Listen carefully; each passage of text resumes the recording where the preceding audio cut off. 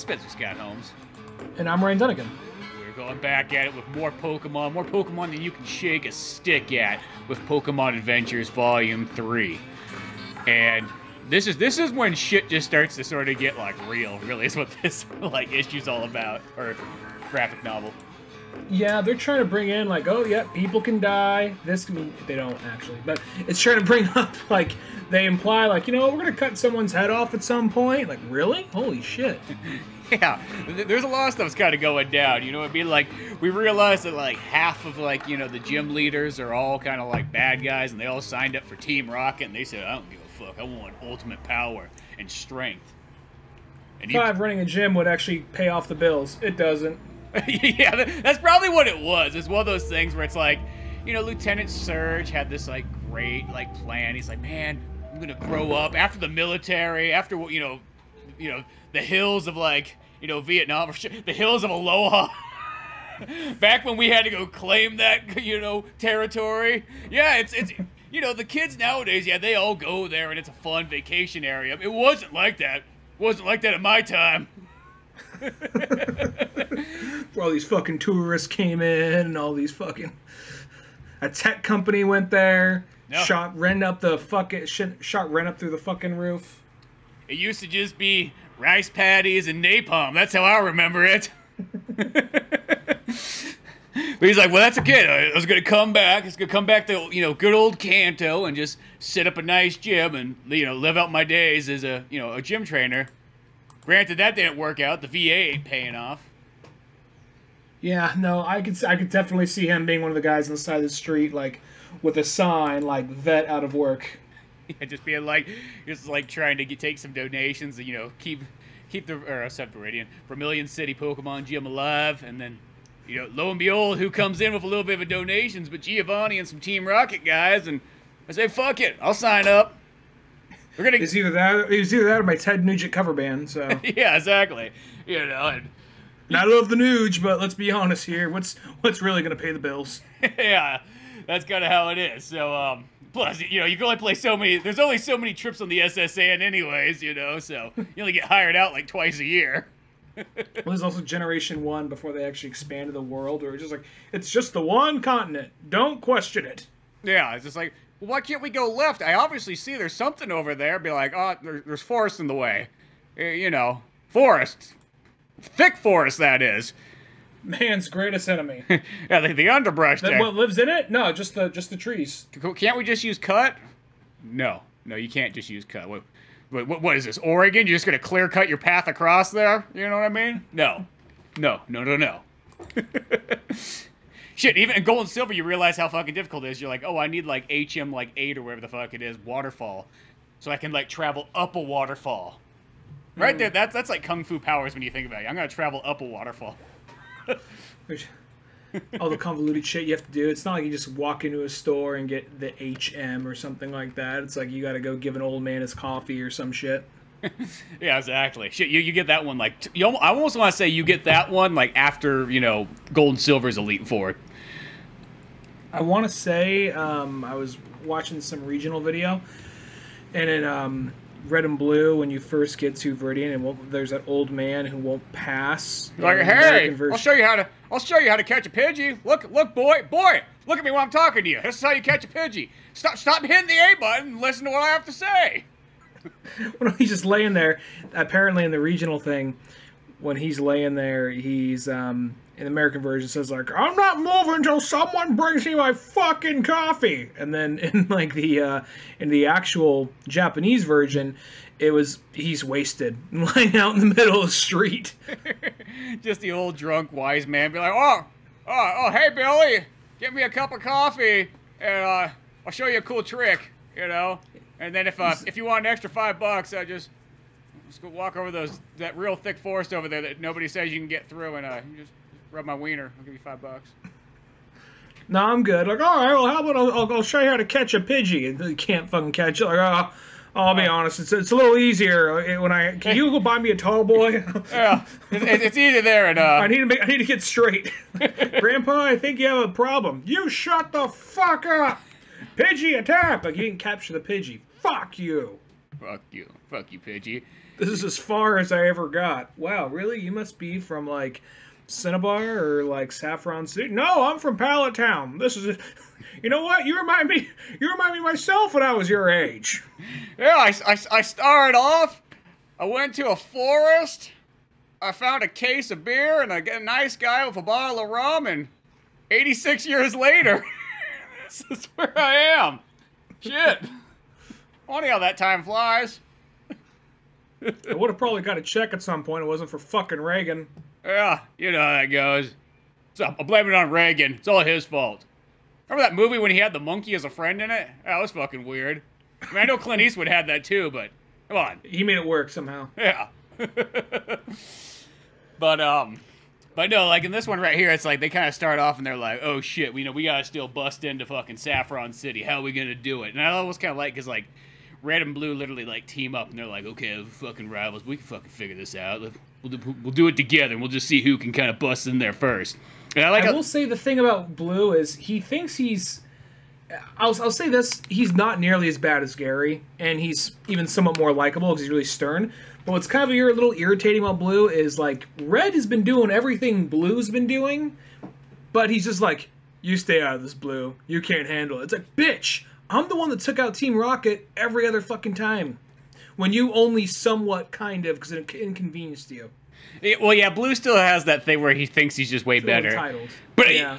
You know he's got that kind of like a little bit of that rich boy entitledness and so on. I still love the way that he's kind of written in this, though, because he comes across as like, he's the guy that goes about Pokemon is like, no, you put the fucking research in it, you put practice in, you have devotion and train. Like, in a sense, he does it like he's like, you know, martial arts champion, like going into this, where Red kind of does it by like the seat of his pants, like almost in a sense, like we're just gonna figure it out. Follows his gut. Yeah, he does that kind of in a sense. It's almost like more like one guy kind of going off of like sort of like in a sense emotion, which and probably realistically in life, Red's version wouldn't really work out in the real world, but Blue's would probably have a much more successful approach. But we like to believe, you know what I mean? We like that underdog spirit. Well, just for the context of the story, it's a little irritating after a while. It's not like, hey, rival, leave the hero alone. It's not like that. But it is kind of like, you know, his rival is just a guy. Because we see what happens. You get a rival who just likes you and supports you. It just gets fucking irritating. Like, I'd rather just hate you, dude. Anyway. Yeah, there's something about that. But there's something that's just irritating when, like, it's just like, I guess for the character, when he's like, he says, you're just going to get in my way. And, like, it's like, dude, I've probably done more shit than you by this point, really. Yeah, it really is. I mean, granted, I know we're not seeing it from, like, you know, Blue's perspective and so on. He probably just sees a guy who gives him a swim. Hey, guys, go for a fucking swim. Yeah. That's what I kind of sees going on there. You know, I always kind of thought, though, like, and I know it's like one of those kind of, like, old school, just, like, you know, as kids thinking, but, like, when they made Pokemon Red and Blue, it almost would have been like the way to do it would be kind of neat. I know this is like more effort than Nintendo wanted to put into it, but is the fact that almost like if you played the Red version, you actually played as Red, and when you played the Blue version, you played as Blue, and it was like that sort of kind of gave like a different feel to how everything went down. It probably also was one of those things where they didn't want you to feel like, in this book or in this comic or any other adaptation, that guy's an asshole or that guy's the enemy. So. Or it's just because, yeah, I mean, just the way he's drawn, he does look kind of like the stoic.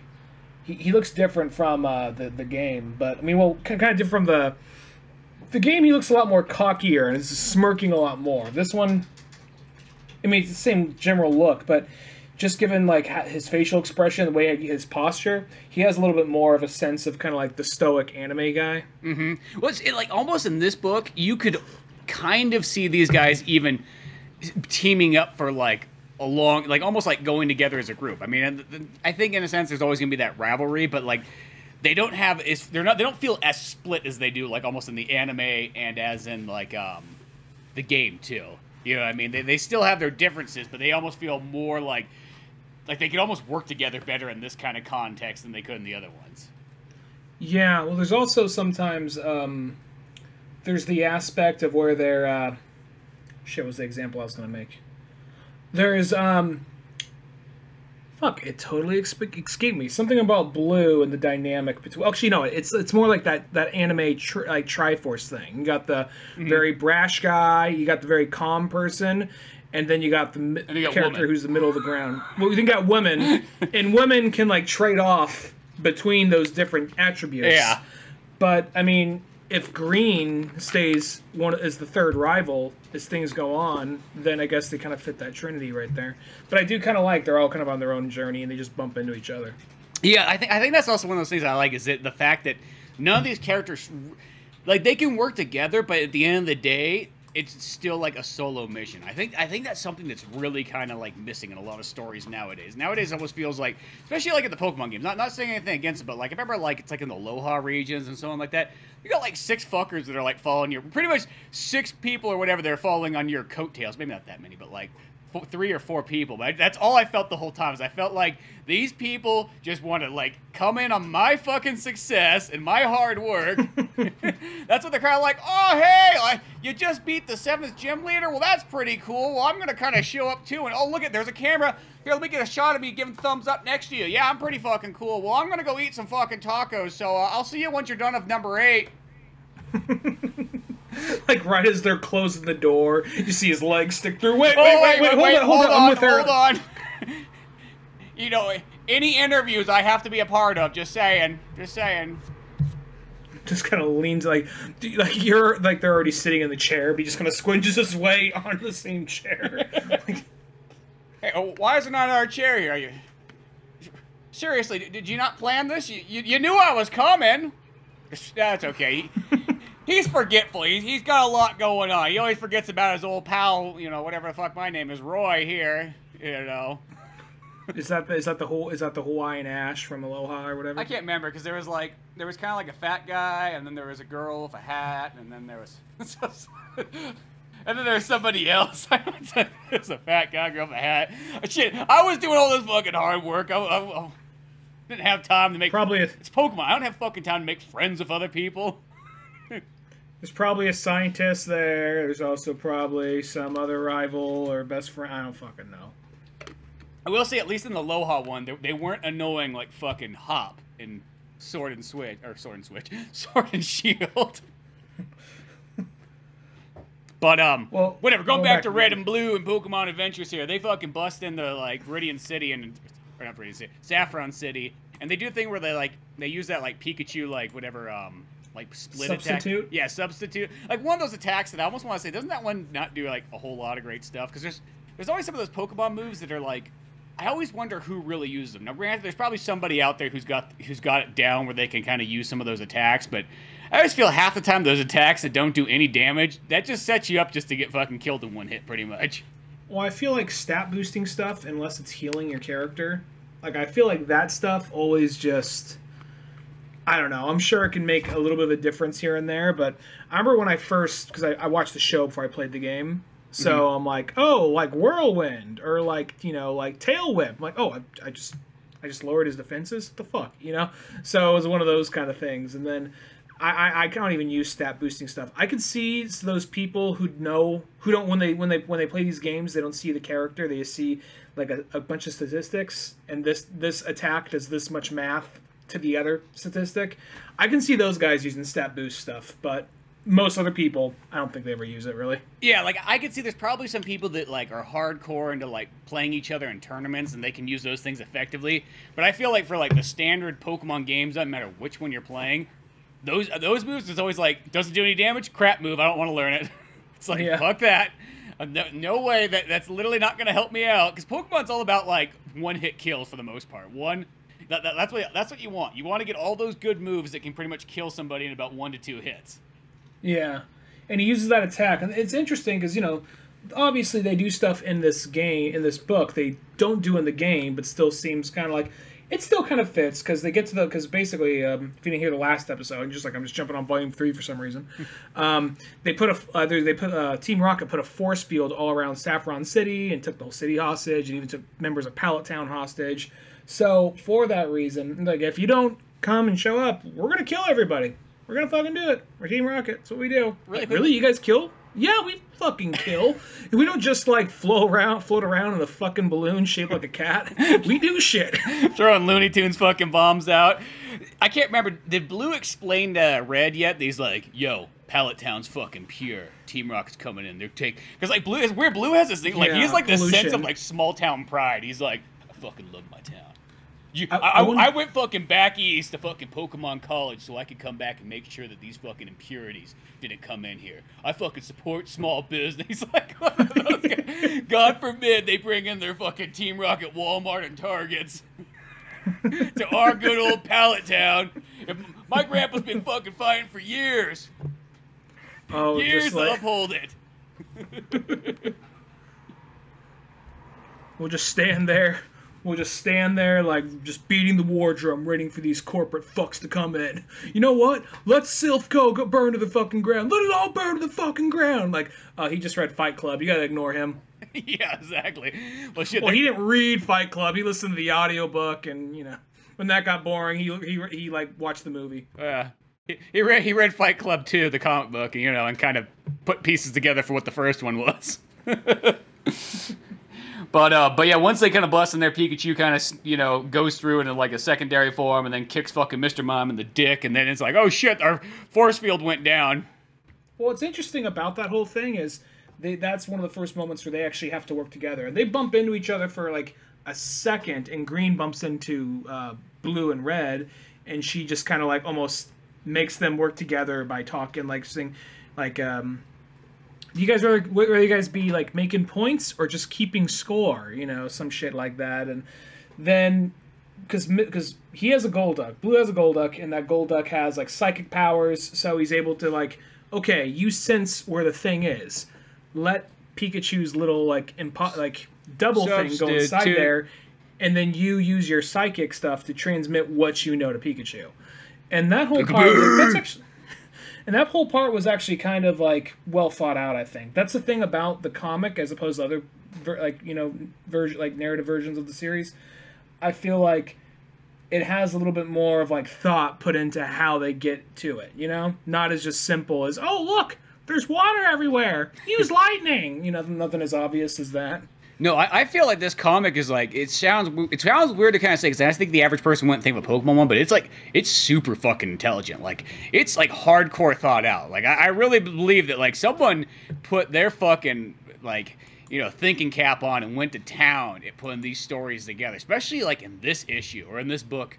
You know, there's just parts in it where it's just like, I mean, it's a little bit jumping ahead, but when it gets to like Giovanni, like how hardcore he's thought out how to like do this battle, like I'm like, oh. I was really impressed. It goes like fucking like Quentin Tarantino, like him fucking explaining how this shit works, like it's like Kill Bill or something.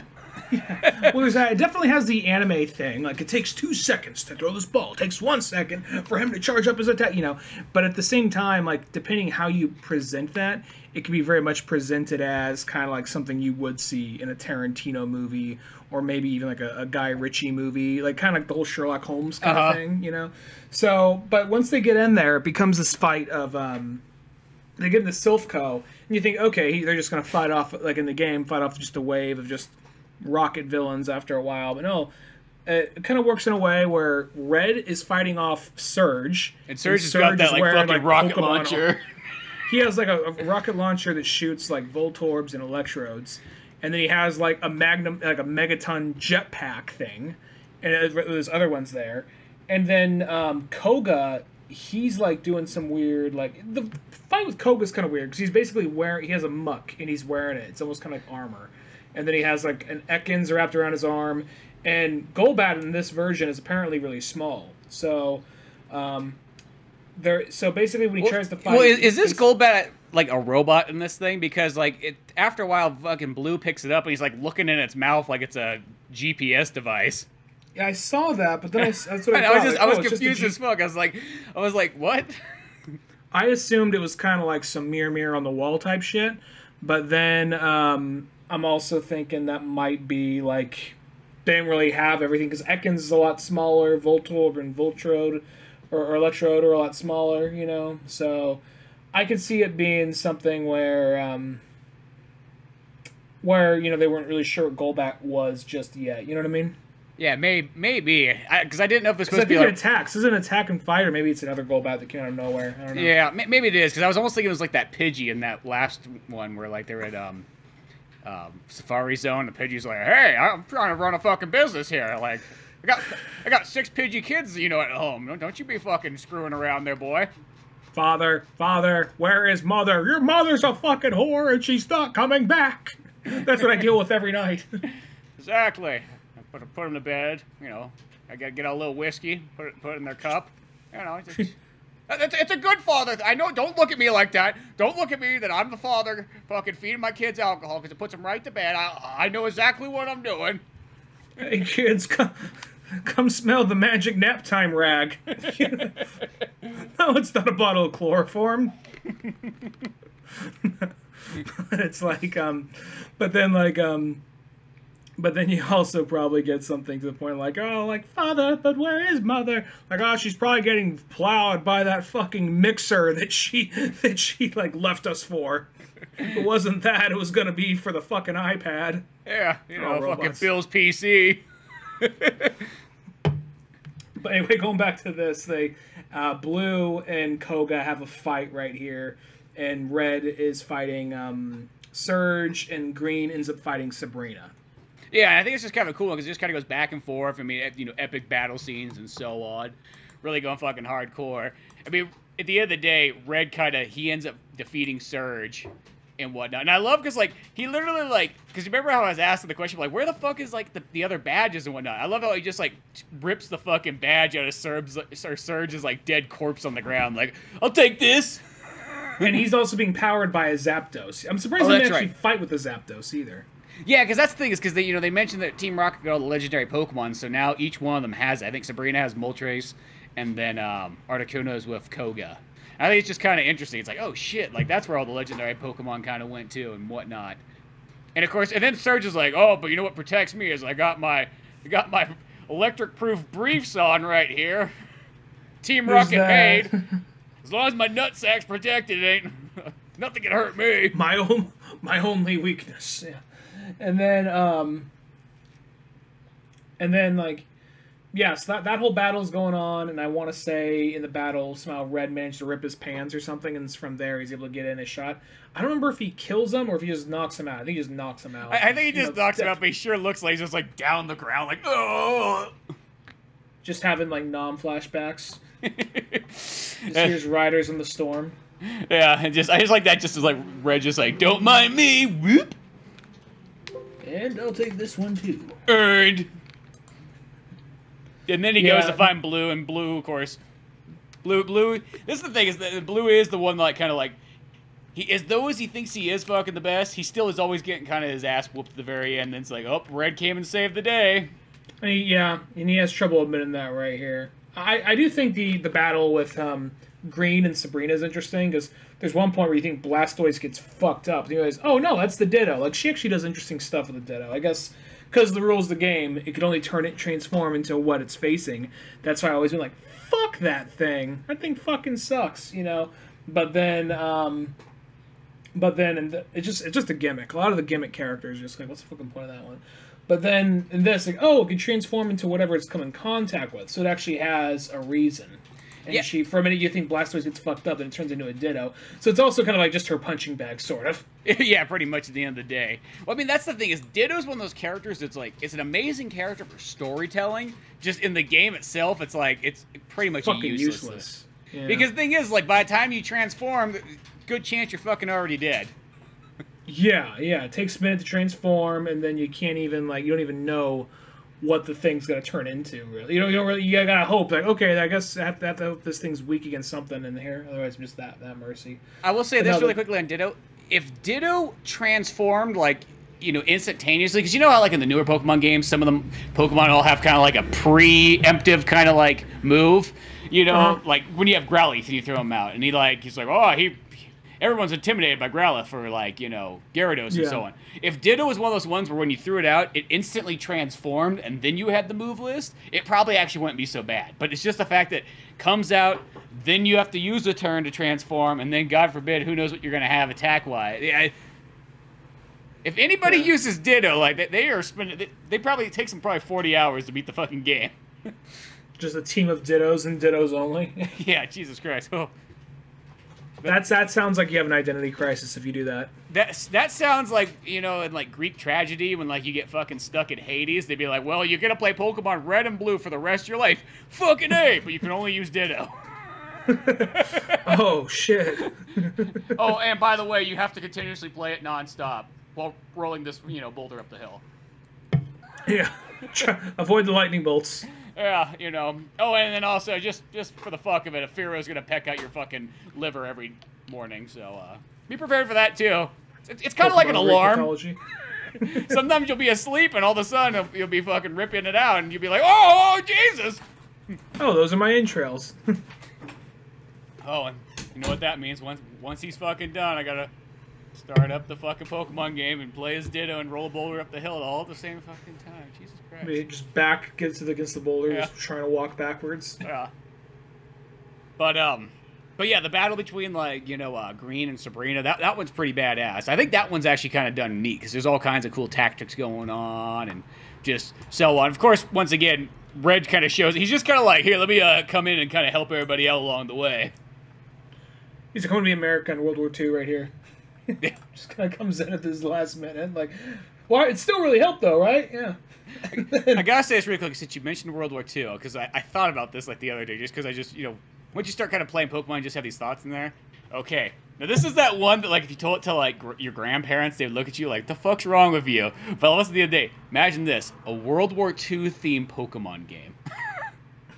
It sounds weird, but I was like, dude, that would be kind of, I mean, like, I know it's the one that, like, the actual fucking war vets are like, no, they were not fucking, we were not fighting fucking Pokemon battles with Nazis, but I just picture the idea of, like, you play as, like, the Allies, and you're going in against the Nazis, but, like, it's all done with Pokemon battles instead. I know it kind of seems a little blasphemy, but I'm like... Hitler Youth wants to battle. Yeah, I don't know. It just sounds... Well, we know how we're going to throw that Pokeball, you know? Start of the chest, extend it out, release, I don't know what still it was. out. It's just like, it sounded kind of cool. Like, you know what I mean? Fuck, Invasion Normandy. Fuck it, we're going in there for Pokemon. The animation is just like some Team Rocket looking guy with a swastika just marching in place. That's his like trainer animation in the background. Yeah, it's like, but it's like at the end of the day is kind of like intense as that sort of sounds. The idea, I'm like, still sounds pretty fucking fun. I don't know. The idea of just battling Nazis with Pokemon, I'm down. I know this is gonna sound like it's gonna pussify it for you. I think there might be room for like a game where it's just like Johto has invaded Kanto or whatever, so now it's like you gotta pick a side, and maybe it's just like one of the few open world Pokemon games that's a little bit more like a war kinda. So I think that would be kind of interesting, and not like bloody and violent, but more of like a spin-off game that would be kind of interesting in that aspect, I think, and still be an RPG, but just maybe not one of the main ones. There is that one Pokemon game, I think it's for regular DS, where it's like Pokemon Samurai Warriors days, where like samurai clans are fighting each other with Pokemon, and I think it's like done sort of like Final Fantasy Tactics style, because it's got a little bit different gameplay to it. Huh. Yeah, I think I heard about that one. That one might be cool. Yeah. That one just disappeared. I remember hearing about it, then it just... Yeah, it kind of came out, like, it got great reviews, and then it just, like, yeah, it was kind of... I don't even know why... Actually, I think I have it somewhere, but I know I never played it yet for some weird reason. I got it later in life, that's all I remember. I got a little... I know we keep on getting on different tangents. I know, we're getting distracted here of Pokemon. I just had that idea. I literally wrote it down, because I remember, like, it was like half a film, like, dude, Pokemon World War II, like, that'd be fucking cool. Yeah, I'm trying to think. I mean, I don't want him to have it, because it's one of my favorite ones, but would Hitler have a Growlithe? I mean, it fits the color scheme. It kind of does, you know what I mean? Like, you know, it's like Team Rocket having a Growlithe. You know, Team Rocket's not good either. Well, it has an Arcanine. Well, that means at some point you have the battle with, like, Hitler. The Pokemon battle. He's going to have, like, an Arcanine. I could see him having, like, he would have Mewtwo. Definitely have a Mewtwo. Maybe even have, like, something like a Graveler. Yeah, exactly. I mean, one of those ones, but, like, yeah, I don't know. Just, like, the concept sounds kind of cool. Like, even if you kind of gave it, like, it could take place in the Pokemon just regular world, but you sort of just gave it the aesthetic look of, like, World War II. You know what I mean? Like, it looked 1940s-ish. Like whatchamacallit? It's a movie. Wes Anderson. Fuck. Grand Budapest Hotel, where it's like clearly meant to be World War II, but it's made up countries, and the swastika is like a big pink ribbon or something like that. Yeah, you could almost have it like that. In a sense, I would just say you would just make the Nazis Team Rocket, but it would just be like, hey, it's Team Rocket like in the olden days, almost kind of like maybe a proto Team Rocket, and there is this like war between like Kanto and like. I like the idea of it being against Aloha. I don't know why. Like, for some reason, I know that seems more like the Lieutenant Surge Vietnam kind of one. But like, what's the name? What's the name of like some beach area in the Aloha one? I have no idea. But invasion. I was gonna make a Pearl Harbor joke. It was gonna be like a Pearl Harbor joke. Yeah. Those are those kind of things where it's like, other than like the first Pokemon, like the rest of the names. Though I've played all the games, it's like they don't always. I know. The older you get, you can only remember so much shit. Like I'll never I don't know any locations in Aloha because I never played it, but I can see like never forget the bombing of Cinnabar Island. Yeah, exactly. Just like one of those ones. Shit, you can have Blaine, he could be fucking young in it and whatnot. Oh, he plays him.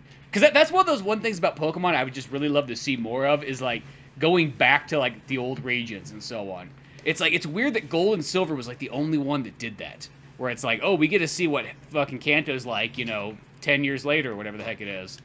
Well, I guess it's also interesting because it's this idea that I think it's one of those things with Pokemon because it wasn't like really. Is it like another world? Is it the future? What is it? There's that thing when it first comes out. We're not entirely sure. Is it just meant to be a different world, or is it somewhere in the future? Are they aliens? I remember the kid that always lied to me about shit about anime or whatever. Told me some shit that there was an episode that explained where Pokemon came from, and there's some planet that somehow aligned with Earth, and all the real animals from Earth got switched off with all the animals from this other planet, which those are Pokemon. But I highly doubt that by that point. But when you're younger and he just makes some shit up, like, oh my god, well, he's 3 years older than me, so he must be telling the truth. Yeah, exactly. Like, he's fucking seen the world, you know what I mean? I'm like Keanu Reeves. He's like Patrick Swayze in Point Break. I gotta listen. In 2 years from now, it's going to be I'm Keanu Reeves and he's Lawrence Fishburne. Yeah, you never know. But for now, it's going to be the Swayze one. Yeah, exactly. But going back to Pokemon, whatever, we got the battle between like Green and Sabrina, and then there's a part where like once like Red kind of shows up, like Green of course plays a trick, and she's got Ditto like on her like head, and she's made to look like Sabrina, and then she like transforms, be like, oh, by the way, it's just me. What up? I'm a con artist. Even in like the face of danger, I'm still gonna pull a fucking joke con right on you.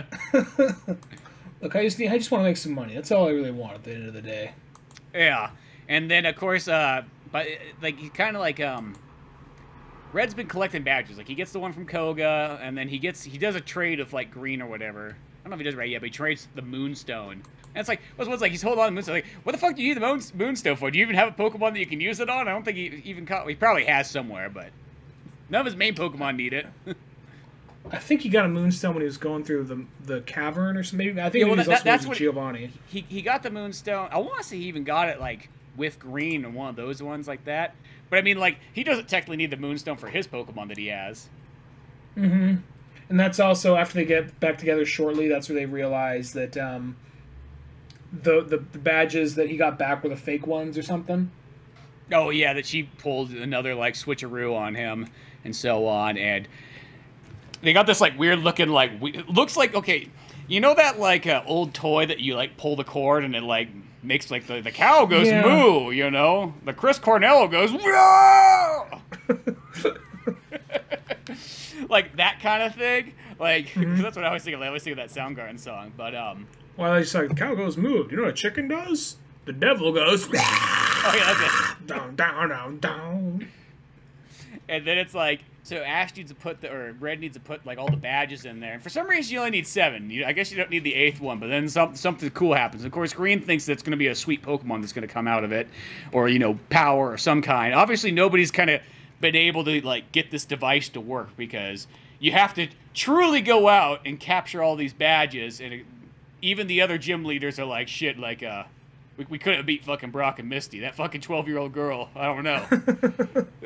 So instead, we got you boys. That 16-year-old shirtless boy. Yeah, you know what I mean? Who's raising his, like, 19 other siblings. But good thing Red and Blue went out and did all the dirty work for us, and that's the whole point that, like, kind of Sabrina's sort of setting up for them. And then I like how during this is going on, they acknowledge, well, Rocket has been attacking other cities. Brock and Misty and Erica have been fighting them off. Mm-hmm. I think that's kind of cool that, like, hey, we're here to fucking... They, like, block the exits and whatnot. Well, because there's that one part, too, where Blue even, like... I think when he's battling Koga, he just has Charizard does, like, Fire Spin or something like that. And it just starts lighting the whole fucking building on fire. And I love how, like, the Team Rockets right now... Like, dude, those fucking kids, like, not only do they break in there, they just light the building on fire. Like, no rhyme or reason. So then it becomes fucking, like, 9/11 fucking Team Rocket guys jumping out windows and shit.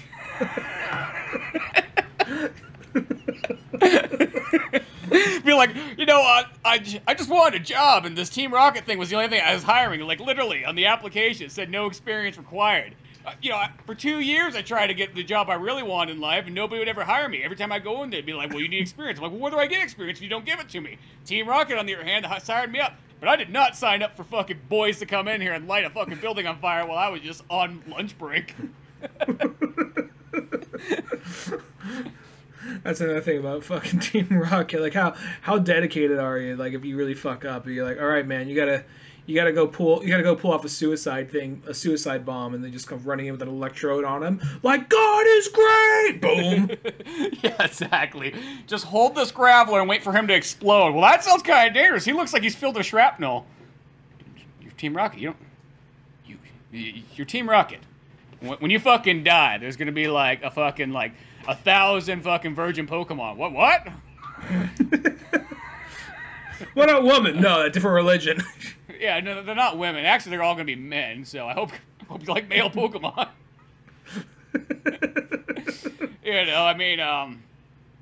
Yeah. Yeah. Do we at least specify? Could it be it's the one time I want a Ditto, so it could turn into something else. Yeah, it's like, oh no, you don't get the Ditto. That's what I get. You're gonna get a bunch of Rattatas or something like that. Weedles. Yeah, maybe a Zubat. Don't worry, its mouth is bigger than it looks. Yeah, shit. If anything, fucking when you get a Goldblatt, it'll just turn into a fucking mirror that you can just see into the future or wherever the hell you're going next. Depends on the region. And then they're going back. By this point, I want to say, is Sabrina managing all three of the birds? I forget. Yeah, because she's almost like the ultimate gym leader in a sense in this kind of story. So she's got all the birds, she's got all the power, she's fighting all three of them right now, red, blue, and green. And then, I almost want to say that green somehow gets, knocked out by Sabrina or whatnot. She does, yeah. And then Ash just or Red just goes over and just I got a Moonstone, let me just take a Pokemon out of here, and then he just evolves her fucking Clefable or whatever, Clefairy into a Clefable. Maybe they have that one that you fucking wake up, you're like, dude, I was trying not to evolve them. I was keeping the Everest. You just fucking. They can't go back. They can't go back now. And if you're going by the rules of the anime, they change their personality once they evolve. So it just starts chain smoking and playing that game where you from Alien where they have the hand, where Aliens where they have the hand on the table with the knife go. Oh yeah. It used to be so sweet and loving. Hey, Clefable. Oh shit. All right. I always feel like in Pokemon in the anime that why Charizard has such attitude is because Ash is just such a fucking shitty trainer that it's that thing Charizard was calling one his bullshit. Yeah, he was the one who was dude, you didn't fucking earn any of those badges. Let's be honest, you know what I mean? When you get a badge and it says Pokemon up to this level, shit, that Brock badge he fucking didn't even earn. So I'm fucking level 65 right now. He can't even handle level 15 Pokemon. Let's be honest. Well, it's also one of those things where he's where Ash, I remember people were man, I'm sad what they did to Charmander, because Charmander starts off was one of his best friends. He's so sweet. He becomes a Charmeleon, it acts like a fucking dick to him. Charizard starts acting even worse. Just no. They were calling on his bullshit. They knew that he fucking sucked at his job. And it's he was handed fucking everything. So I always sided with Charmander and Charizard on that shit. I do think it was interesting in the movie, though. I mean, I guess there's the first of the new wave of the animated movies. The the there's I Choose You one, which I saw on Netflix. There's that whole part where like Charizard was just nice to him the whole time, never had any trouble, which that's not bad to see because he wasn't as dumb in that, but you know. Yeah, it's a little bit different there, but no, I think Charizard definitely knew what was. He's like that person who like, you know, when he was a kid, he didn't really know what was going on and so on, but as he kind of grew up, he's like, oh, I see how it fucking goes down. I know what this shit is. Dad doesn't know his shit. Yeah, Dad's a fucking competent idiot, but Granddad's 12, but still. But not like Red. Red, on the other hand, fucking, you know, he fucking saves the day with fucking style, skill, and you know. Well, it's also a little bit of luck there too. But there's always a little bit of luck. But the other thing that's weird is like, what was it? All his other stuff, which you think could knock that thing out. He has a fucking Aerodactyl. He has a fucking Aerodactyl. And he's like, you know what's gonna stop this thing? Clefable. I mean, granted, it does, and I guess it's one of those just this comic. A lot of the rush you get from it is the quick thinking. Like, oh, I didn't even think about that, because I think a lot of times when you see how's he gonna beat the bad guy or whatever. Mm-hmm. I think a lot of times most of us see it coming, and sometimes in this it's a little obvious. But then they give you these weird situations. Like most of my guys are down. Like her Moonstone, which you totally forgot about, like, you know, 6 issues ago. I'm going to use it right now, and it all pans out, you know. And it's just like, yeah, that makes sense, you know. And plus, it also, I guess, since we're so used to like what it is now, and this was like an older version of it when they're still figuring the rules out. There's certain rules that kind of come in, like, oh, you can do that in other things, but I wasn't expecting it, so that's cool that it's there.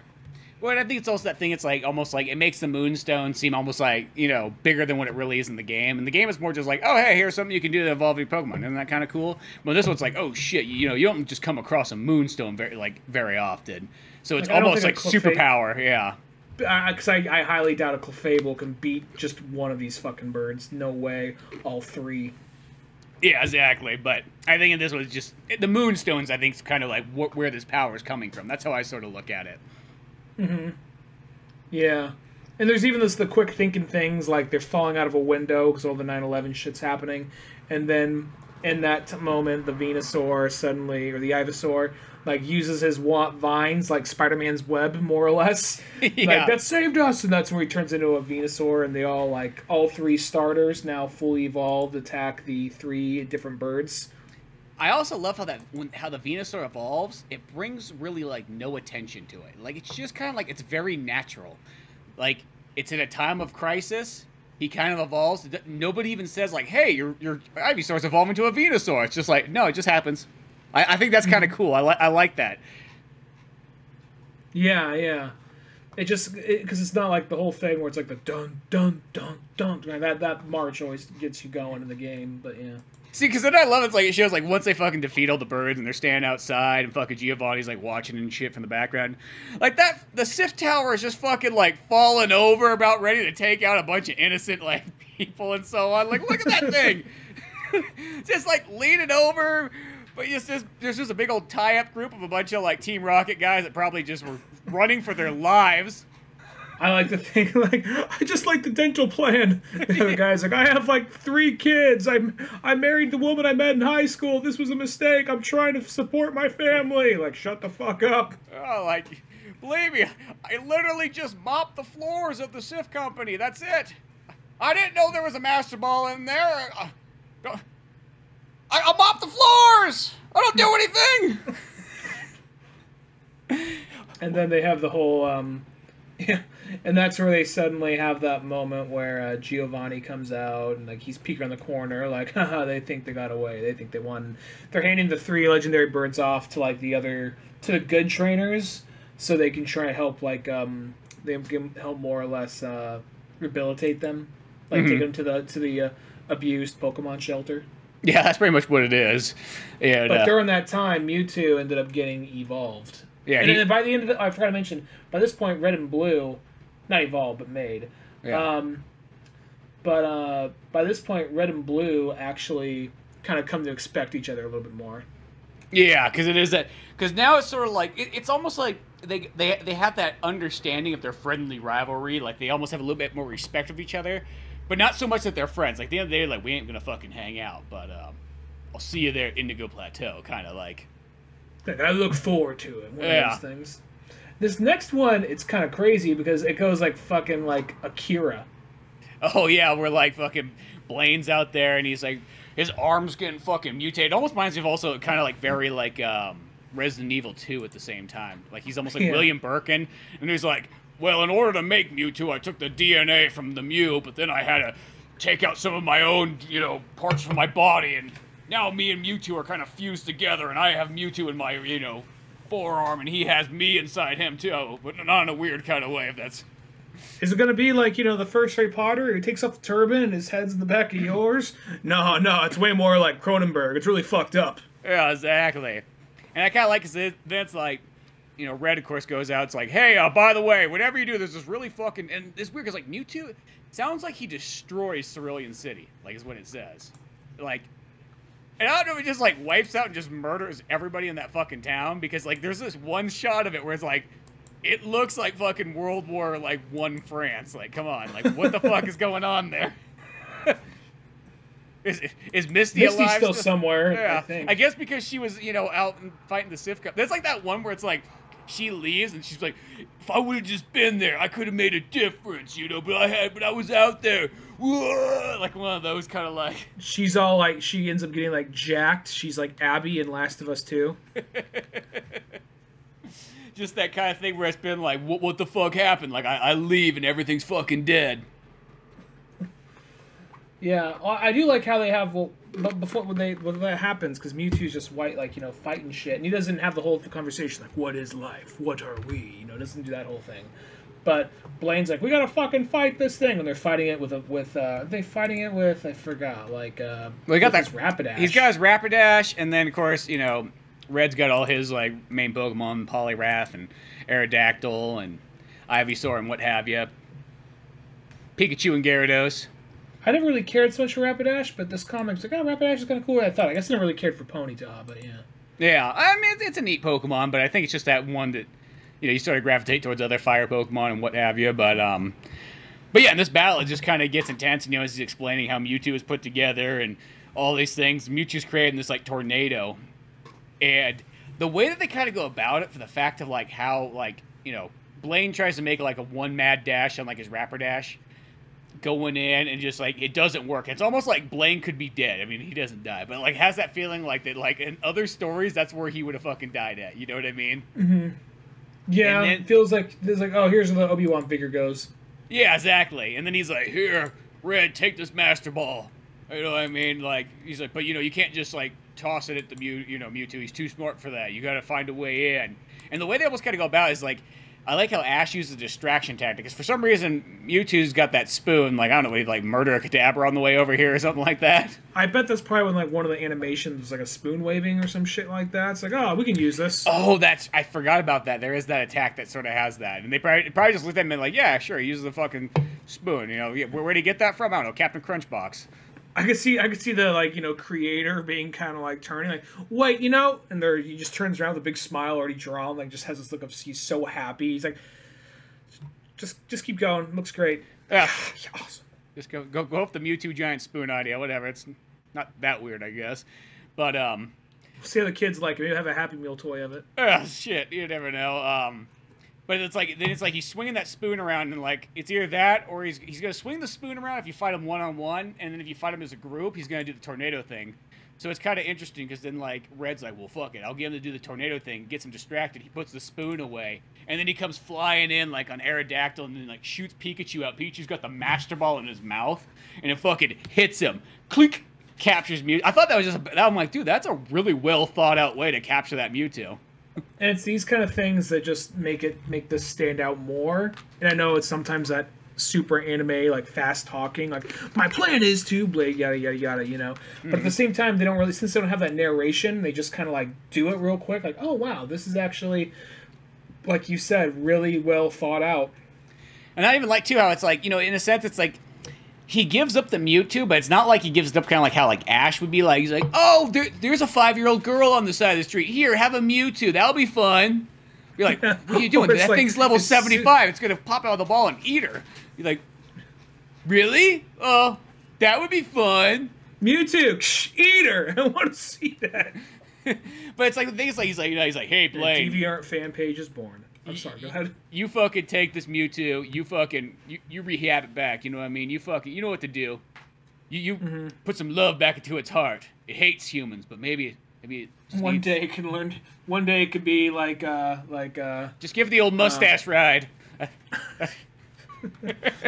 You just see his mustache just like kind of curve up like a smile. No, what's his cut? I can't believe I'm trying to blank on his name. Fuck. Shit, what were you talking about before mustache rides? My bad. Mewtwo and Rapidash, Blaine. Oh wait, I think just fuck it. All right, it already escaped. Red, Venusaur, Poliwrath. I love the strut that Poliwrath has as they're fucking like leaving the Mewtwo like cave. He's just like, yeah! I just defeated the fucking strongest thing in the fucking universe. And then as we kind of continue on, then Ash kind of has this moment, like a little side story, I guess you could say, where like there's like some little girl. Well, I guess it's a side story that leads into other stuff. But there's like this little girl just like out in Viridian Forest, and it's like Viridian Forest is for some reason got super overrun with like deadly Pokemon, like high level. I didn't know Dratini's were super violent. Like I'm gonna kill this fucking bitch. It's just looming over. I was gonna say they're all Team Rocket Pokemon. But what are you gonna say? I remember what I was gonna say. It was just like how Ash just fucking handed like Charizard over as soon as the thing learned to respect him. Oh yeah, that moment. Like, see, that was like those ones where like he would just do dumb shit like that. Yeah, where it's like, Pidgeotto, you just turned into a Pidgeot. Stay with these other Pidgeys. Like, fuck you, dude. Yeah. No, just fucking. It only took until the end of Indigo Plateau that thing turned into a Pidgeot. But all right, yeah, this. But yeah, so he goes in there and there's fucking all these Pokemon and whatnot, just going crazy and what have you. You learn kind of later on that like Team Rocket's been like, for some reason, dumping off, Pokemon in Viridian Forest that like, I don't know if they were like, yeah, these ones just failed test subjects, just kick them out, Yeah, they're like, either that or sell them to the Chinese like meat market. Well, it's like I know because Giovanni, when Red goes to find him at like the gym there. He has a big old speech of like how Team Rocket's kind of like how we've been running things in the background and using the SSN and traveling things over here, and nobody would suspect it in a place. There's no gym, you don't have trainers snooping around, or if they know the gym leader's not there. So we just dumping off these Pokemon here in Viridian Forest, and that's what's going on. And I like how it feels like Red is very much Red's very much in the fight in this one, like fighting alongside his Pokemon. Well, that's another thing I think just that happens sometimes, but a lot more on this one. Sorry, go ahead. I was say I like that how that's how a lot of these battles sort of are, where like it's almost like you and your Pokemon kind of fight all together. Like I think that's just you don't see that like in anything else, but like you're riding in on your Aerodactyl. You know what? Even like Green when she's battling Sabrina, or no, maybe it's it's this later on in the Indigo Plateau, but like she has Blastoise strapped on her back like a jetpack. Like I'm like, dude, that's so badass looking. You know what I mean? Like it's not just like stand on the sidelines being like, whatever, like, just cross my legs and don't worry about it, like, And this one, like, it's like shit. Like, you finish a battle and you're like could be in like the hospital afterwards. You know what I mean? It could get that intense. Well, it's also one of those things where the show would almost find reasons to fit in like the rules of the game, which don't really make a lot of sense, I guess, in some ways. I mean, I guess it's a world with fictional fucking magical animals, but still, you know what I mean? Mm-hmm. Where in this one, it's just like, well, if you're out in the wild, why wouldn't you use like 4 Pokemon to kind of corral it and try to capture it or whatever? You know what I mean? Mm-hmm. If like, what's stopping when like Team Rocket's trying to attack them? Like, what's stopping them from like, oh, each one Pokemon a guy or whatever? It's never really all the same shit at once, really. I mean, there were to be those moments where somebody threw all their Pokemon at once, but then like Charmander or Pikachu or whoever would zap them. Yeah, exactly. And I mean, like, as far as the game goes, I mean, you got to sort of have those rules because it's a game. Makes sense for the game. Yeah, for the game it makes sense, but they would always just find weird reasons or not even acknowledge it in other things. That's where I feel like, like in like the comic book, like I know. I think also like the one-on-one battle. That's always like traditional martial arts type thing. You know what I mean? Like when you fight, generally it's one-on-one. Nobody else fucking joins in. If so, then that's like street brawl. That's not an official match, I guess you would say. So I think that's where Pokemon's sort of falling in that kind of order. I see one-on-one fights being like that, but I'm also just thinking of the ones where it's like they get into a conflict, so they're using like all of them at once. And I guess that's just one of those things. The game, they do it just because it has limitations of a game that came out in '95. But the other thing is, I think the show and other stuff, I don't remember it acknowledging it that much Or never really bring it up, yeah. But it's whatever. I'm not gonna look too deep into it. But yeah, and the game, I don't think it's necessarily like limitations of it. I think it's just like that's just the kind of gameplays. It's just like one-on-one battles. It's just kind of because even kind of weird when when they start throwing in like the multiple battles, like kind of in like I remember Ruby and Sapphire was the first one to sort of do that. And it's kind of like after a while you're like, well, I guess that's kind of cool, but it feels kind of weird all at the same time. They don't do it too often. It's only like a once in a while thing in later games. Yeah, it kind of went away because it was like really prevalent in Ruby and Sapphire, and then all of a sudden, like after like that one, maybe Diamond and Pearl, it's like it's sort of like you would see it like 5 times, like it felt like in the game. It was like, oh, a 2 battle. Well, that's weird. It's in black somewhere. Yeah, it's like you'll run into them like every once in a while, but it's not that common. But same thing with a Sword and Shield. But yeah. Back to so now he's going to like challenge Giovanni. He goes to the abandoned gym and whatnot. And Giovanni's in there. And he's giving the good bad guy speech, being like, "Yeah, I remember when me and you like had good times, fucking, in the Diglett cave, fucking petting our Diglets." Wait, like what? Yeah. I mean, I was petting my Diglett. I don't know what you were doing. My Diglett. Or that could be the porn parody of Winnie the Pooh. Yeah, exactly. Diglett, get over here. But Pooh, Diglett, I said get over here. Oh. But, get over there before we make you get over there. That's right, E-whore. Oh, here he goes again. Playing with his Diglett. Hold him down. No! Oh, fuck. If you're just quiet, it will be over, and life will get back to being shitty again. You can, if you want, you can hang yourself with my fucking tail. I'll follow you. We can jerk off as we're dying together, alone and maybe happy one day. I know it started off as like a porn parody joke, but it just turned into like a David Lynch movie. Yeah, it just went sad and dark and whatnot. David Lynch meets the guy who directed Antichrist. But what I like when it gets to this Giovanni battle here is this is where like there's just like tons of like really well thought out Pokemon battles going on, like, and of course like Giovanni's doing things like, well, in 5 seconds I can get to here, in 3 seconds I can get my Pokemon there, but will you be able to defend me if blah blah blah blah with my cloister and its mad laugh and so on. And then they just kind of keep going this like hardcore battle of like throwing the Pokemon out and whatnot and finding different tactics of like breaking down the walls and so on and get this Pokemon outside if it explodes and what have you. And I love it like as the thing kind of goes on, it even gets to a point where the whole building like kind of like blows up and explodes, and they're just battling in like the rubble. Probably like for idiots, it's like shit. We haven't seen action in so long, and all of a sudden the fucking gym just blew up. Yeah. Well, even for things for a minute, they try to play off like maybe is Red dead right here, but then all of a sudden swoops up and Aerodactyl's he's riding his Aerodactyl again, and yeah, it's like one of those things like the gym battle eventually just gets destroyed, and it's just crazy the amount of collateral damage that happens in this issue, but it's pretty awesome though. Well, it's even there's a part where like Giovanni's got his B-drill up, and he's like, "You're finished, Red. Sit. Do you submit? Are you gonna be part of Team Rocket now, or am I just gonna have to kill you right here?" And he's got the B-drill for like his pointers just like right up to like Red's throat.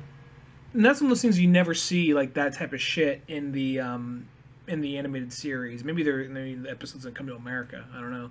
But it just never, there's very rarely ever that life or death thing, Yeah, exactly. It's just one of those ones. It's like, and of course that's where he steps like on his Aerodactyl and whatnot, and like releases him out, and yeah, so everything's kind of going crazy and blowing up. I mean, he even saves Poliwhirl and whatnot, and then has to battle Nidoking and Nidoqueen and what have you.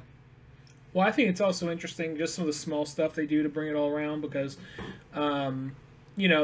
it's not the ball. You can see what's inside the ball in this because once it actually gets caught, it's like it's like a little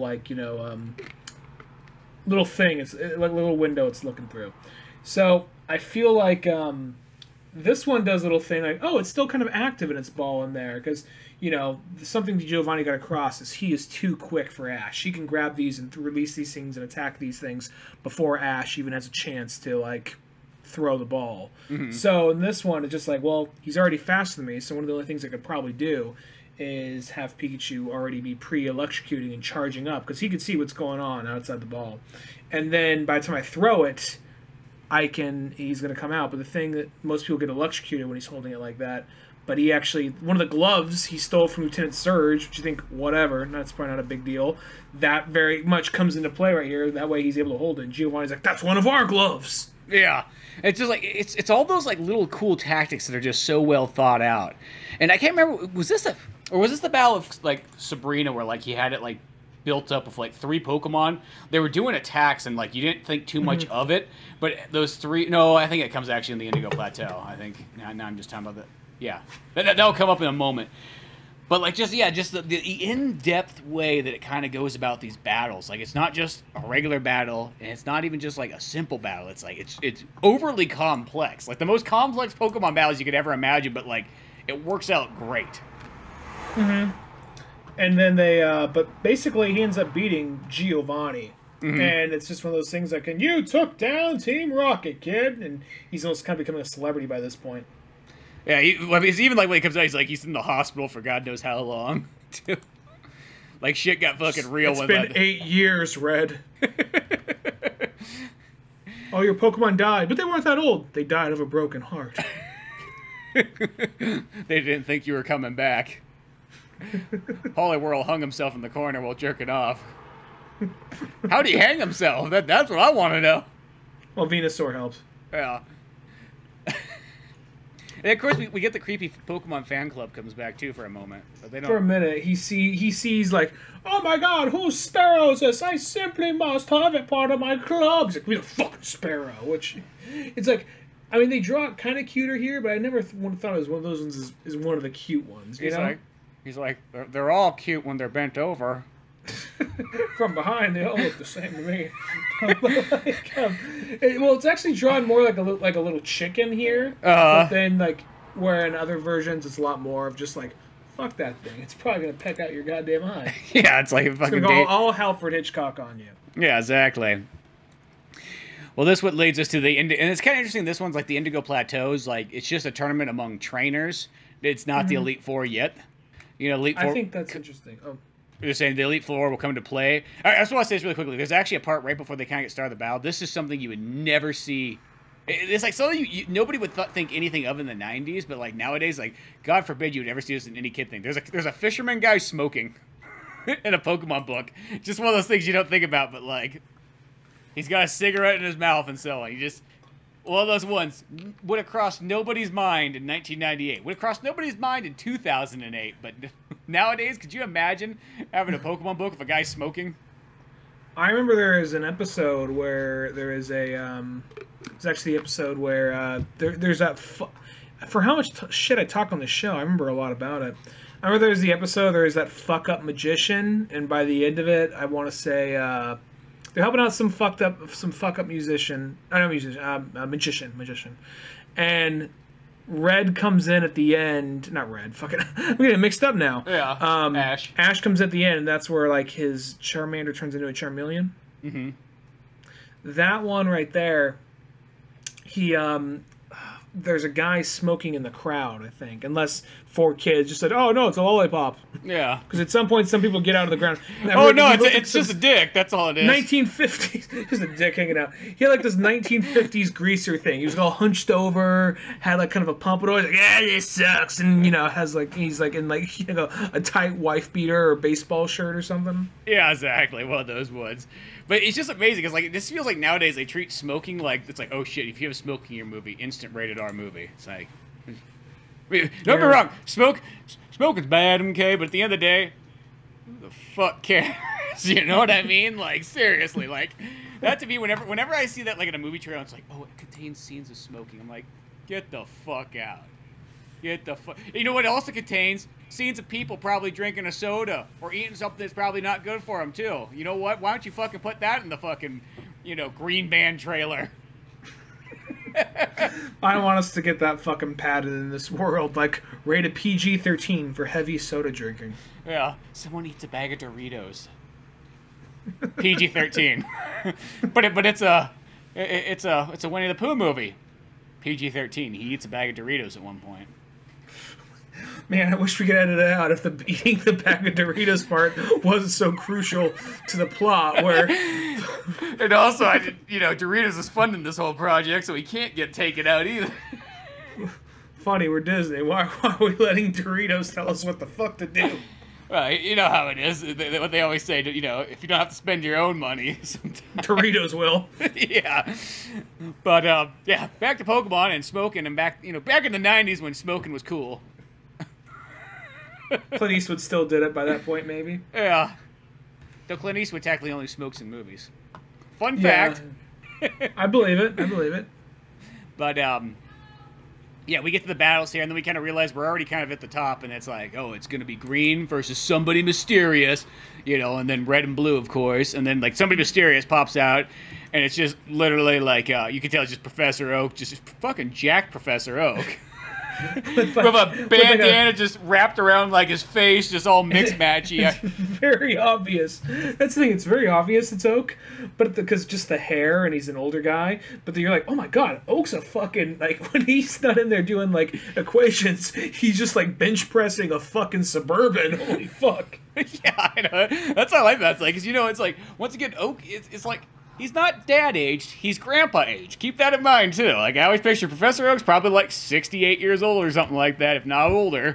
Stallone's that old by this point. Mm-hmm. You know, same with Arnold and everything, so it's like, you know, that's... Fucking Professor Oak's just jacked. And this mystery in quotation marks, mystery fighter who comes in, even has, like, a Pokeball, like, in the middle of his belt, like, it's kind of like a wrestling belt. Yeah.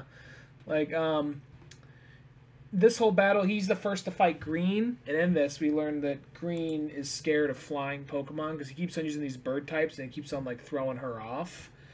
And then through that, we learn, like, he presents himself like, "Ha, it was I." Oh, it's like, no one believed you. We all knew. Like, is that Phil Oak? Is that Phil Oak with a fucking belt wrapped around his face? Yeah, he should have had like a Lucha Libre mask on or something. Yeah, or he's just like, well, I go to the gym with him. I do I do squats with him, so I'm not surprised. Yeah, exactly. The rest of us go grab a beer after work. He doesn't, so he's better man than me. It shows. Look, shit. I just wasn't getting a beer after work. I look like that by now. We have the same schedule. I guess I have different priorities. Anyway, so... But we learned that, like, Green, when she was, like, a youth, was pretty much attacked by birds or whatever. He's like, yeah, and Professor Oak's like, yeah, you know, there was, you know, I had a grandson of about that same age, so I thought it was important to get involved. If I didn't have the grandson, I would have said, fuck it. If you're the same age, if you're, like, 1 year difference, like, she could die for all I give a shit. Older, younger, I don't give a fuck. Not my grandkid. But, Dad, she's the same age as me. Like, oh... That hit home. Oh. It's the same age as you. It's same age as you. It's I can't stop now. Anything with the number 6 because it's the same age as you. Straight an emotional nerve with me. Don't worry, that's going to change by next year and the year after that. So it's like this girl that was taken away by, it looks like a ho-oh. That's what I see in that like picture. It's like, oh, 6 years. Yeah, they did say it was a mystic bird. Yeah, and I'm almost guessing, because, you know, by the time we're on volume 3, so that would have been getting closer to gold and silver. You know, it's like, oh, legendary bird took away this girl. God knows what the fuck it did. Like, took it away to feed it to its young. And somehow, some way, she broke free out of that and whatnot and just had to live life on the road. It's a tough life when you're 6 years old, you know.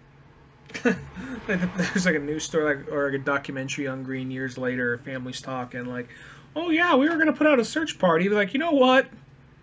It's a 2-bedroom house, and we always wanted a game room. So.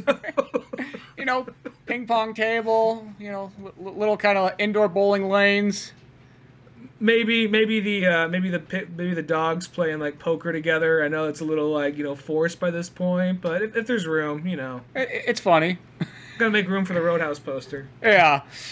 But, so, yeah, for some reason, so, you know, Green was out there living on the streets, fucking eating out of dumpsters like Woody Allen's fucking wife, you know, and just kind of like, oh, shit, like, they're like, yeah, that's what happened, and no wonder she fucking became a thief and a con artist and so on, and, yeah, Professor Oak's just kind of like the point where he's like, yeah, my security cameras, I knew it was that girl, and I told my grandson, you stay away from a girl like this. They're no good. They're no good once they've been dropped off by a legendary bird out there and they've been living out the streets and eating rats and, you know, dumpster diving. I wish she did go, because you just said after that she just disappeared and all that, and she was actually saved by Professor Oak, and on top of that, like I just like you went and stole a Squirtle from the guy who saved you. Yeah, cause fuck him. Yeah. Well, then you learn, like, I don't know if it says it later, but they all said some of this. She's like, yeah, well, I realized I was from Pallet Town. Because they have this weird, there's one weird thing in this book where, like, Blue's like, he's like, yeah, everybody from Pallet Town. This is like, they're the only people that show up to the Indigo Plateau. It's like, fucking Pallet Town. We invest all our currency into fucking making sure that there's a reserved spot for someone in Pallet Town. Because that's a thing. Fucking Pallet Town. They're like that small town, though. It's like, you know what? It's almost like a small town in the South that has like that football team. It's like, we don't fucking lose at college. Just saying. They're like, you know what I mean? Like we train boys and girls here in Pallet Town to make sure that they always fucking win. This is no minor leagues bullshit. That's what Pallet Town's known for. Pallet Town, like football coach, has like a fucking lawsuit going on. It's one of those cases where he trained his trainers too hard. These college towns, they put some like poor like kid through fucking like a coma or possibly even worked him to death. He's like, I didn't know, I was doing my best. They play the recording. Don't you die out there, you fucking faggot. He's like, oh god. Be like, yeah, but you buried him, like, down by the swamp later on. Well, he fucking died on the field. I didn't know what to do. I wasn't going to return him home. Not dead. It's just easier to say, I don't know, he got drunk and drove off into the woods. It's just, because that's the thing. You know, they'll always show the thing, like, I feel horrible about what's happened. I love the game, but I love the players more. And like, here's the audio. I don't give a shit if you die. If you cost me the trophy, I'll throw fuck your mother. That's called love. Tough love, but love all the way around. Pallet Town is that of training. That's what it is. It just seems like that seems like such a weird thing. Be like, yeah, fucking only Pallet Town guys win. We fucking make sure that. You know what I mean? Like, that's how it just goes down. And then for some reason it makes Green like she has to be from Pallet Town, so like... Yeah, the Pallet Town thing... I thought that was that weird thing, like, it's always something... I like those middle fucking nowhere nothing-ville. No, not some major legacy to it. Yeah, well, it's just that thing where it's like they almost kind of make all three of those characters through, like, all... It's like, you know, Green could have been from, like, fucking, any other town. I don't give a fuck. Like, I almost would have said, like, it would be kind of interesting if she's like, oh... She actually came from a different region, and the fucking bird just dropped her off here or something like that. Like, that would be more interesting, I think, is the fact that, like, I don't know, it's something that's always, it bothers me kind of like in movies and stories always when they try to do that thing where, like, they try to make the world seem so tiny. Like, so tiny. Mm-hmm. Like, everybody literally is like a hop, skip, and a jump away from each other. It's like, I go, no, the world's fucking huge. I think it's fine if everybody's kind of spaced out a little bit, and that's almost what makes things kind of different and interesting is that, you know, almost we have all this culture coming together, instead of being like, shit, it's just you and your neighbors fucking. You and your neighbors, and the whole world stops for it. Yeah, pretty much at the end of the day, it's just like, these three fucking neighbors, apparently, you know, get together and, yeah, fucking, well, that's what the tournament is. Well, it's also this whole thing with, right as soon as Oak beats her, and that's where she breaks down, like, I'm sorry, Oak, and decides to fall out of the match. Like, I did what I needed to. I got through to the girl. Like, you were really good, though. You, like, kicked her ass with, like, a fucking Spearo with everything. Like, I don't give a shit. I'm done. Yeah, I won this shit many a times back in the day. They gave me this free fan. Yeah, exactly. That's all Oak needs. That's a good enough reward for a guy my age. If I didn't give a fan, I'd fucking murder everybody in that stadium. Because it's hot as balls back here. Like, shit, what, they can't afford the AC? Like, where's that Doritos sponsorship? The same fucks that back the Olympics. Come on. I was waiting the whole time, like, for the halftime show that Doritos was gonna have one of those funny fucking commercials. Where the fuck was it? You know what I mean? It's just fucking the Indigo Plateau. God forbid if I find him at a soccer game. It's gonna burn this whole fucking world. Is that... You can look it up on YouTube. It's not the same.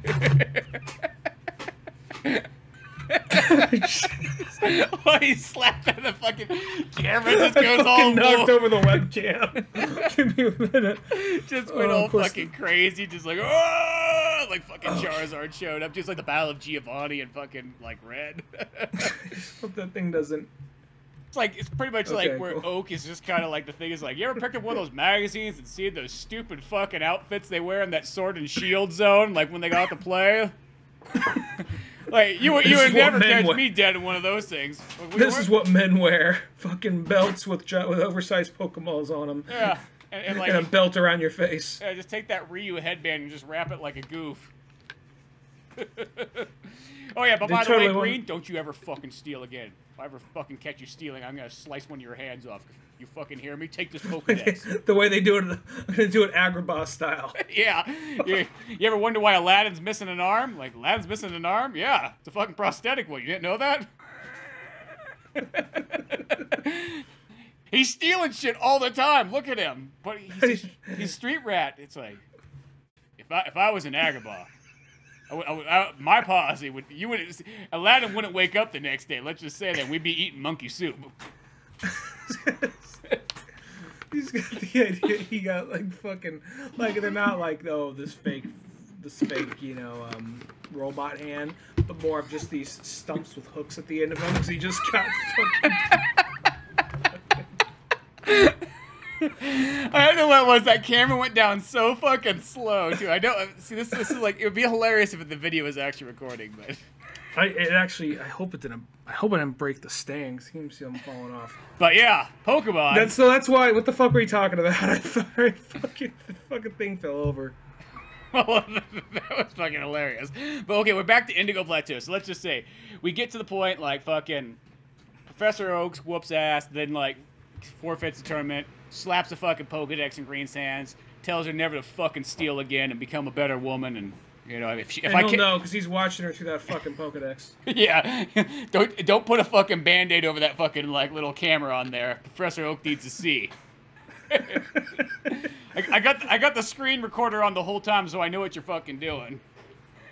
She does it anyway. He's like, fuck. Well, I'm not gonna go after her. I got shit to do. Yeah, I mean, still, I like to put the threat out there and just see what happens. But whatever. Key dad threats, yeah. Red and Blue come to their, like, epic kind of final battle, I guess you would say, of this kind of story arc. And this is, like, just, like, a massive, like, slobber knock throwdown where, like, they use, like, fucking super tactics. They get really in-depth on how they're battling. And I almost want to say this is that one where, I was talking about earlier, where, like, Red does, like, 3 attacks that you don't think much of, but they're, like, a build-up to what he's planning. I just think that's just so cool. He's doing these fucking attacks in the background. Nobody thinks anything of it till you get to the fucking end. And it's like, I think he uses sort of like, it's like Pikachu charges up, like Venusaur like throws out some vines, and then somebody, I can't remember, one other Pokemon does something. Oh, I think Poliwrath does something too. He's making like mist in the air, and then all of a sudden when Pikachu does his fucking like thunder charge, whatever, it just super fucking comes on down on like Charizard and what have you, and he's just fucking murdered and knocked out. Yeah, no, that whole how complex they make that's pretty awesome, especially when because I want to say it's once again like he starts using Pikachu slowly does become his main Pokemon after a while because Pikachu often does like the finishing blow. Yeah, but I still love that Pikachu. He's used about just as often as every other Pokemon. Like, it's kind of nice almost having Pikachu not being such a main character. Like, because here's the thing, I like Pikachu, don't get me wrong. But sometimes it's like Pikachu's always been a little overplayed, and this one he's very even. And then after he knocks out, like, his Charizard, and I want to say, does Blue fall over too? No, it's just the Charizard. Yeah, well, Red just kind of like collapses or whatnot. Like, he does. Oh wait, fucking collapses there. It's like, oh, what happened? Oh, fucking Red had a heart attack at age 11. And fucking died. Well, that's just how it fucking ended. Just could you imagine being fucking 10 years old reading that and being like, oh, what? Being like, yeah, kids. The moral of the story is don't overexert yourself too hard. Don't get too excited. You may die. Have some medication. No, don't overexert yourself. Shit, that's how I felt today. I kid you not. I was eating this fucking calzone, and then all of a sudden I felt like this electric shock, like and like the region of my heart, it was like, oh god, what's going on? Yeah, it's like one of those. You just eat too. That's one of those things you know you're getting older. Like, when it rains, my ankle hurts, and when I eat a pizza too fast, my heart shocks. Yeah, it just stops for a second. Oh, okay, I'm back. Oh, well, like it's like it's your calzone.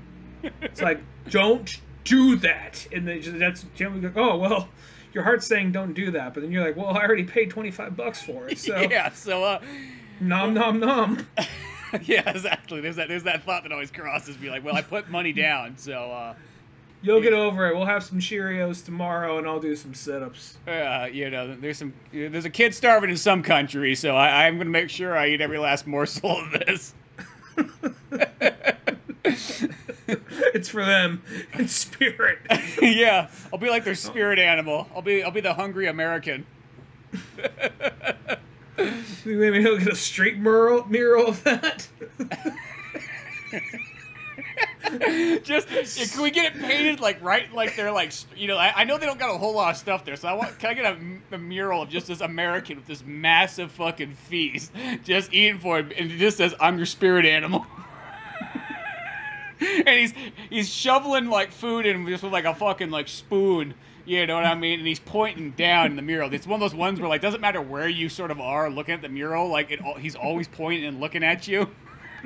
Big old fucking American flag behind him and everything. Shit, throw a Canadian flag on the other side just for good measure. Why not? But it's really, you use the scale tool, make it really small. Not so where like it's just a small little mass of pixels. With the point of like, oh okay, you can make it like kind of crooked if you want. You know. Yeah, exactly. You know, I mean, whatever you're painting on is probably gonna be crooked anyways. You know, they're architect. You know, it's not American engineer. Just saying. Wasn't planned out. Anyway, yeah, we're gonna need 2,000 up front.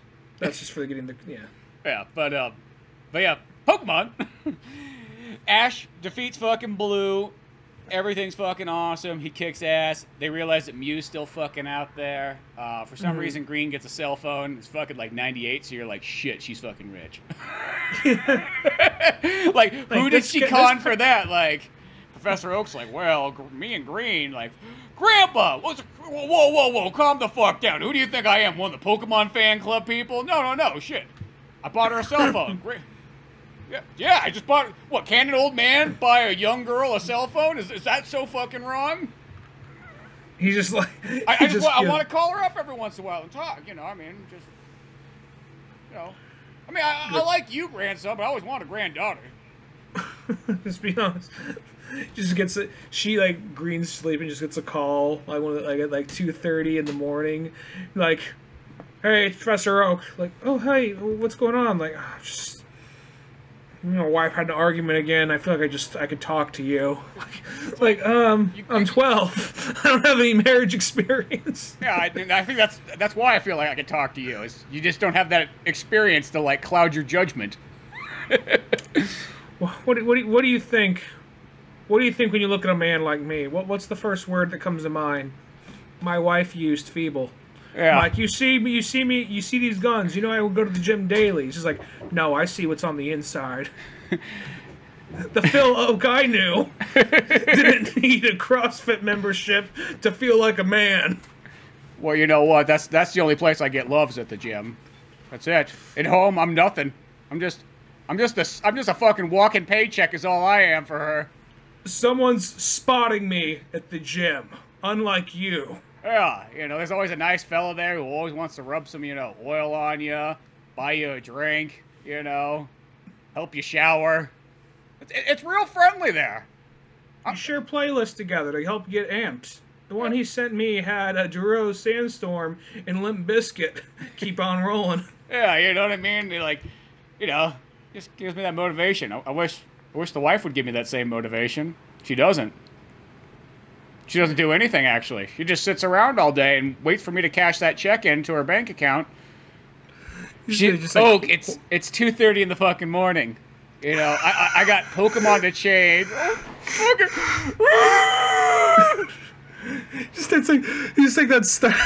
He just has that like low like the low cry. Like, yo, can you stay there? Yeah. Like, I mean, I still like you. I like you too. Fuck, this is getting bad. You know, all the kids can and we separate the grandkids moved out. It's lonely. See, I bought this big house, and it's got a pool, and it's got a pond, and it's got all kinds of places to hang out. I mean, I thought the grandkids would be here every fucking weekend, and we'd be having a good old time, and I'd teach them how to fish, and how to hunt, and how to skewer a Pokemon and put it on the barbecue, but no, nobody ever fucking brings them by. I haven't seen fucking Blue literally fucking lives up the fucking road from me. You know, he's the new gym leader up there, and guess what? Haven't heard from him in fucking 10 years. His fucking sister won't leave her room, insisting with her map selling business.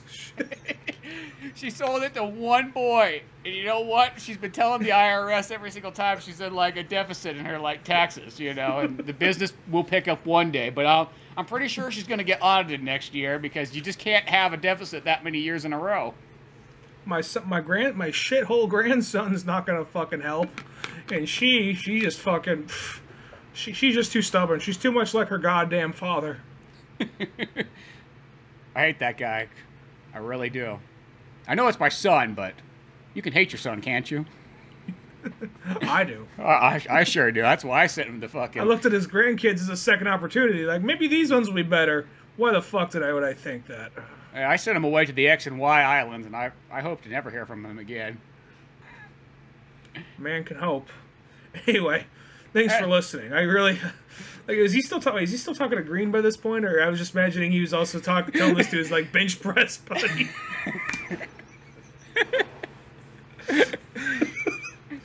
Thanks, Tom. You know, I'm glad you're always there for me. That's right, bro. Once you get 2 reps in, though. You know, 2 reps in, you know. He's not even, like, listening to what he's saying. He has his ear pods in. He's locking eyes, just reading his lips like he knows. And just, like, with the way he, like, raises his eyebrows and nods his head, he knows the story's about to end. Yeah, exactly. It's just like, that's it. Okay. Let's go work on those lats. Yeah, let's work on the lats. Pectorals. Form is everything, bro. You know who doesn't recognize those pectorals? My wife. Oh, Jesus Christ. Here we go again, Oka. Fuck it. You know what? That's it. You know, your workout's done. Go hit the showers. Watch out for that guy in there. He's going to be naked. He's going to want to dance and party. You just avoid it at all costs. I know you're lonely right now, so it's going to seem like an option, but it's not. When he taps his foot twice and walks into a sauna, you know what it means, right? Yeah. And, if you see some butt cheeks kind of appear on that little sauna window, go the other direction.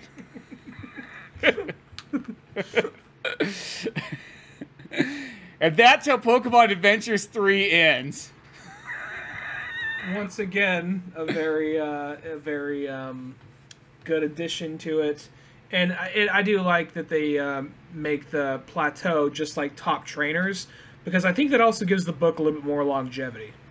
Yeah, because it even like sort of ends, and it's almost like, oh shit, it's like years later and whatnot's gonna happen next, and we'll see like what these fucking like, you know, Elite Four and so on kind of have. And yeah, I mean, so far this book series is like so amazing. I know we keep saying that over and over. It's almost that kind of thing, like, Jesus Christ, how much are you gonna suck this fucking book's dick? I'm like, well, I'm gonna suck it for a while because it's pretty fucking good.